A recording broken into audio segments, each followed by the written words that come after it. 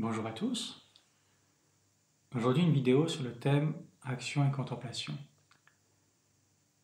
Pourquoi ce thème? Parce que la plupart des religions, des écoles spirituelles vont évoquer ces deux temps de notre existence. Les temps où notre attention est orientée vers l'extérieur, vers l'action, et les temps où notre attention est orientée vers l'intérieur, vers le soi, vers l'âme, vers le divin, vers la source. Et je connais peu de voies spirituelles qui fassent l'économie de l'un ou l'autre des termes.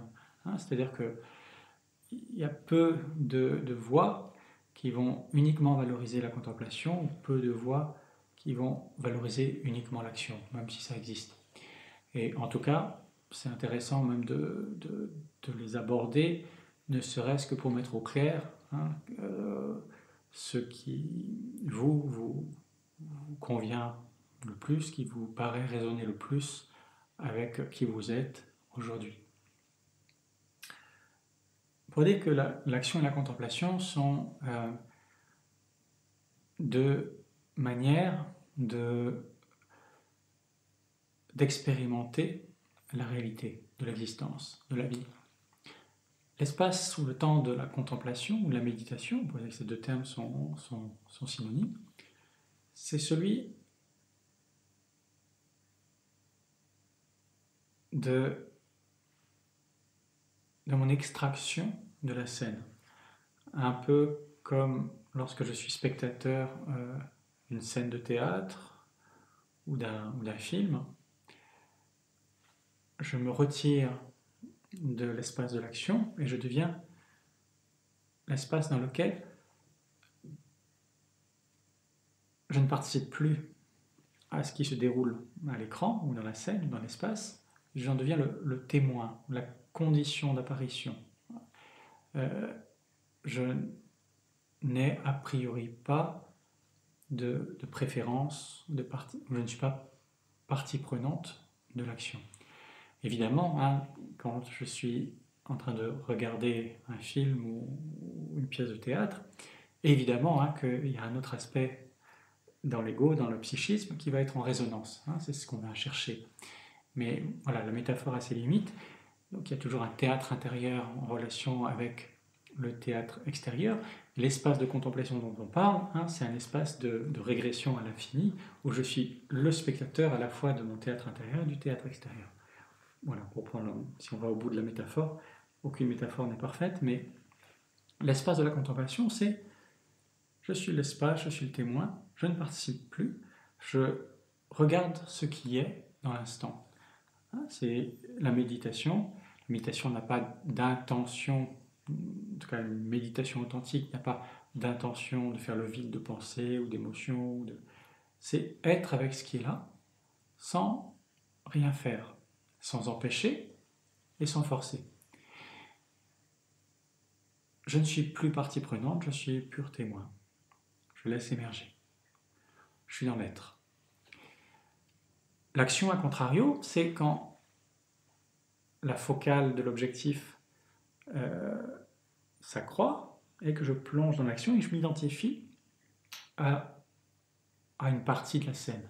Que ce soit un personnage, que ce soit une idée, que ce soit une émotion. Il y a quelque chose en moi qui va entrer dans la scène et je deviens l'un des personnages de la scène ou du film. Je ne suis plus le spectateur extérieur, je participe, j'ai une préférence, mon énergie va participer à la résolution du mouvement.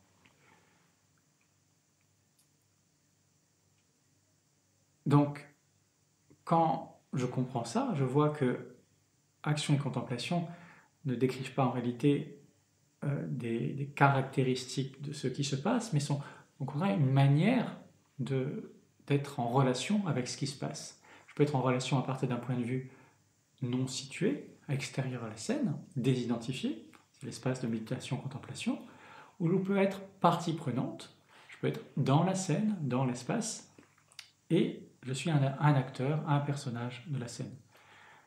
Je peux, à chaque instant, avoir l'une ou l'autre des perspectives. On pourrait dire qu'il y a une perspective de pure conscience et une perspective énergétique, où je deviens le mouvement d'énergie.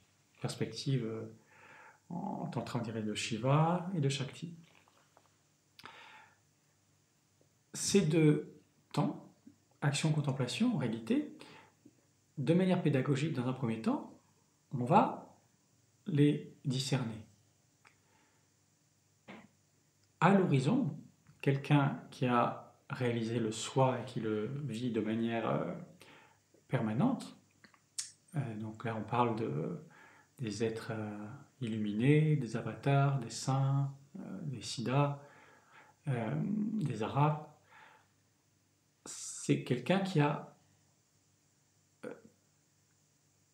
fusionné, intégré action et contemplation.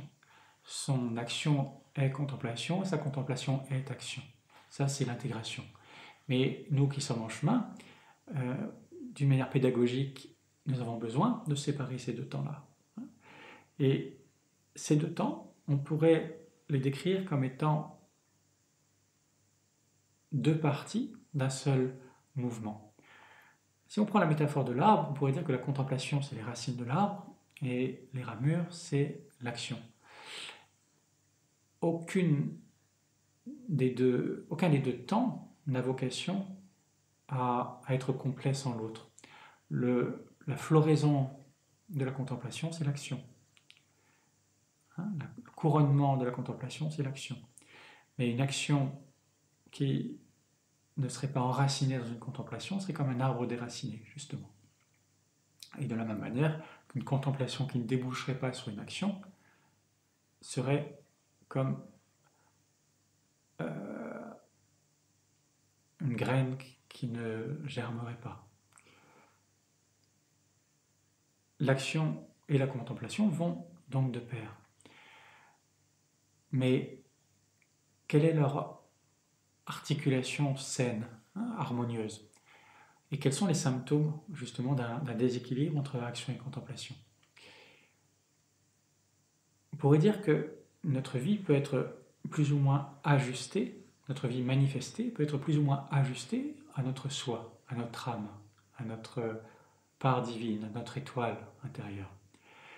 Quand l'action et la contemplation sont ajustées, ce que je manifeste à l'extérieur comme action, comme parole, comme geste, comme initiative, comme mouvement, comme émotion, est exactement aligné avec mon être profond. C'est la parole juste d'un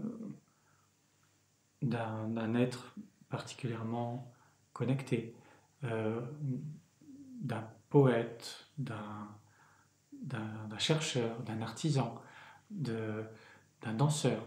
Oui, c'est ce moment où il y a un ajustement profond entre l'être et le faire.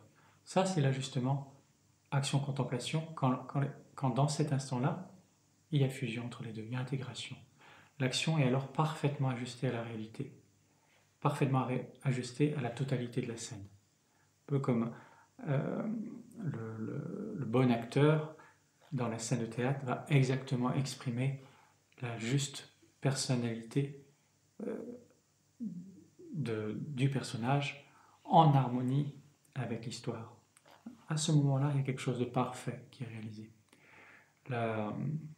L'art classique, dans l'acception grecque du terme, c'est cette recherche d'un art harmonieux où la forme vient coïncider avec l'être exactement. A contrario, quand il y a une action, une manifestation extérieure qui est décorrélée de sa source, bien qu'il y ait quelque chose de bancal, il y a quelque chose de désajusté, d'inharmonieux. Et notre soi, notre âme, sait très bien le reconnaître, que ce soit dans une intervention d'une personne, dans un groupe qui apparaît en décalage, en séparation avec l'ensemble de la scène. Quand il y a une harmonie entre la manifestation et le soi, la manifestation de la personne est exactement ajustée avec l'ensemble de la scène. Il y a quelque chose qui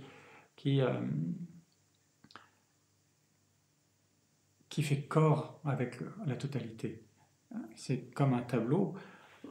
Vous pouvez voir quand un tableau est composé de manière harmonieuse ou quand il y a quelque chose de déséquilibré dans le tableau, parce que, par exemple, un personnage prend trop de place ou il y a un vide à cet endroit-là dans la scène et il y a un déséquilibre de la composition.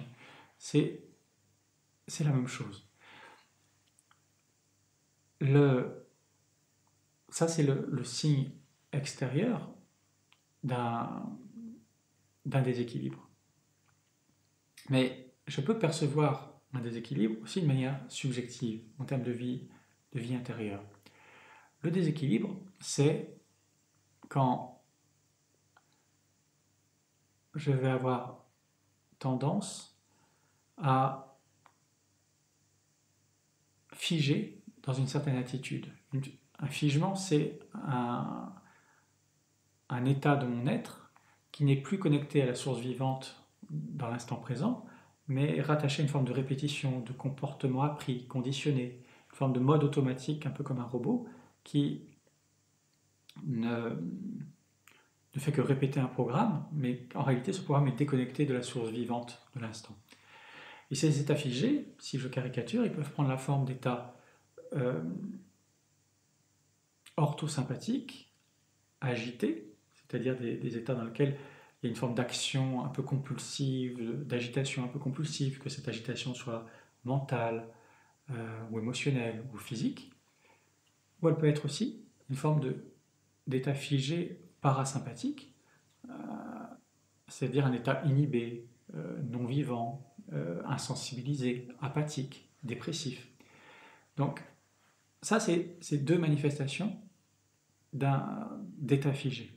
Les états figés, en réalité, c'est ce que l'on manifeste la plupart d'entre nous au quotidien. Notre ego est un agrégat d'états figés, et les personnes, encore une fois, qui ne sont pas dans ce figement, celles qui sont connectées à la source vivante, eh bien, voilà, c'est ces personnes qu'on appelle les saints, les éveillés, les avatars. Eux sont dans le vivant de l'instant, les grands vivants. Mais pour la plupart d'entre nous, nous oscillons en réalité entre toutes nos parts, qui prennent le pouvoir de manière séquentielle dans nos vies en fonction des situations. C'est comme si une situation déclenchait un programme et ce programme se mettait en place et je réagissais en suivant ce programme. Tiens, la personne me parle de manière autoritaire, ça active le programme rébellion, par exemple, ou ça active le programme soumission, ou ça active le figement, la peur. Ça, c'est un exemple. Donc, la plupart d'entre nous, Gurdjieff l'expliquait comme ça, il disait que nous sommes comme des robots qui vivons déconnectés de notre racine, et nous sommes habités par des parts qui vont comme ça se guerroyer, être en conflit, être dans des rapports de force. Tantôt l'une va prendre le pouvoir, tantôt l'autre. Et toutes les actions qui vont résulter de ces parts vont être des actions désajustées. Lorsque ces parts sont contemplées et vues, alors il y a, et c'est l'objet vraiment de la contemplation, alors il va y avoir une capacité à percer ce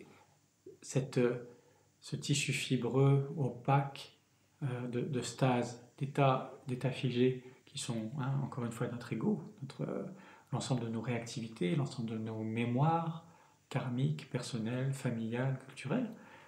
Et je vais percer ce tissu, je vais le laisser se distendre, faire comme une brèche, un accroc dans le tissu, et je vais toucher l'âme, le centre. Cet endroit-là, quand je le touche, il y a une forme de réconciliation, d'apaisement, de sentiment d'unité. C'est ce qu'on appelle une expérience directe. Il y a une reconnaissance de ce qui est juste ici maintenant. Et l'action qui va surgir de cet espace de connexion va être une action ajustée, une action inspirée. une action connectée, une action qui va remettre du lien dans une scène qui est apparemment disparate, conflictuelle, déséquilibrée. L'objet du chemin spirituel, c'est progressivement de clarifier ces stases, de connaître notre ego, connaître nos différentes parts, nos différentes réactivités, nos différents conditionnements, nos différents modes de survie, pour ne plus les prendre pour l'expression du soi, pour discerner ce qui est l'expression de notre soi, de notre part divine en nous, de notre étoile unique, de discerner de toutes les traces karmiques qui ne sont que les traces d'actions inachevées du passé qui sont restées dans le champ. Il y a d'autres vidéos dans lesquelles j'explique cette notion d'ego comme étant l'agrégat de toutes les traces des intentions qui n'ont pas pu être menées jusqu'à leur terme dans l'espace-temps, dans l'existence. L'ego, on pourrait dire, c'est juste un agrégat inertiel de tout ce qui a été figé, bloqué à un moment donné, qui a été empêché et qui attend de pouvoir se vivre. Donc,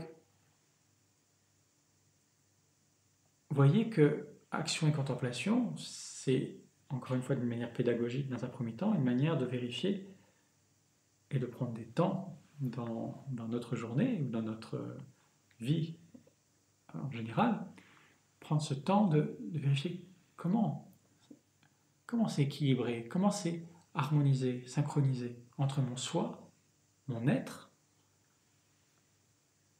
et mon moi manifesté, le faire. Une vie ajustée, c'est une vie de guérisseur, c'est une vie de guide, c'est une vie de poète, c'est une vie inspirée, connectée à cette source. Le reste est distraction, le reste est compensation, le reste est mode de survie, des manières de fuir ou d'ajourner la rencontre avec ce soi. Et la clarification de toutes ces stases va nous permettre au fur et à mesure de ne plus nourrir ces réactivités, de ne plus répéter ces scénarios de fonctionnement. Toutes mes relations amicales, amoureuses, professionnelles se terminent toujours comme ça. Qu'est-ce que je répète ? Quel est l'endroit qui est fui ? Quel est l'endroit qui est désajusté ? La contemplation va nous permettre de reconnecter ce soi en reconnaissant les parts réactives, les parts égotiques, les parts automatiques et conditionnées pour ne plus m'y soumettre. Mais la contemplation peut aussi être une fuite. C'est-à-dire que je peux, et en ce cas-là, évidemment, ce n'est pas de la contemplation, c'est de l'inhibition. Donc les désajustements de la contemplation et de l'action peuvent prendre des formes apparaissant extérieurement comme de l'action, mais elles peuvent aussi apparaître extérieurement comme de l'inhibition ou de la méditation. Quelqu'un peut tout à fait faire semblant de méditer toute sa vie et en réalité, il est juste en train de fuir le réel parce que celui-ci est trop angoissant et le confronte à un sentiment d'impuissance ou d'angoisse insupportable. Alors, je me retire de la vie. Et là, il y a aussi possiblement une fuite ou un désajustement avec le soi. Je ne dis pas que toutes les vies de méditants ou d'ascètes sont des vies de fuite, je dis que quelquefois, même la forme spirituelle n'est pas vivante. Tout comme toutes les vies de gangsters ou d'aventuriers ne sont pas forcément non plus des fuites de la spiritualité, mais peuvent être parfaitement ajustées également. Donc c'est ce qu'on appelle la vérité. La vérité, c'est quand mon être manifesté, mon moi, manifeste exactement la vie singulière, unique et vraie de mon soi. Et ça, c'est le chemin spirituel. Et dans ma compréhension, en tout cas, tout chemin spirituel vise, dans le champ de l'existence, à harmoniser de plus en plus ma manifestation en tant que personne dans ce monde, en tant que forme, avec ce divin, cette source divine que je suis. que ce soit à travers des pratiques de tantra, individuelles ou en groupe, que ce soit à travers des retraites, que ce soit à travers des exercices énergétiques, l'intention dernière, c'est d'ajuster la manifestation de mon être, de mon action, avec mon soi profond. Parce qu'il ne s'agit pas de transformer notre soi profond. Ça, notre soi profond est déjà parfait. Notre âme est déjà divine. Donc l'ajustement, il se fait que dans le mouvement de l'existence, hein, que dans l'action. La contemplation, sa vocation n'est pas encore une fois, de me permettre de trouver Dieu ou de fuir la réalité. Ça, c'est qu'une étape. La contemplation, sa vocation, c'est de me reconnecter à mon soi pour que mon soi se manifeste en tant que vie, en tant qu'existence.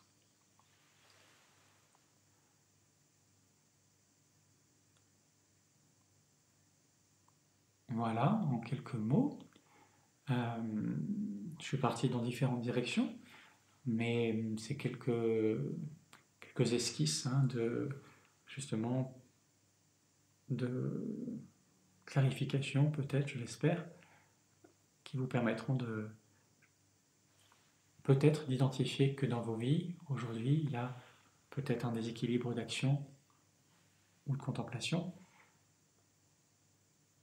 et comment le corriger.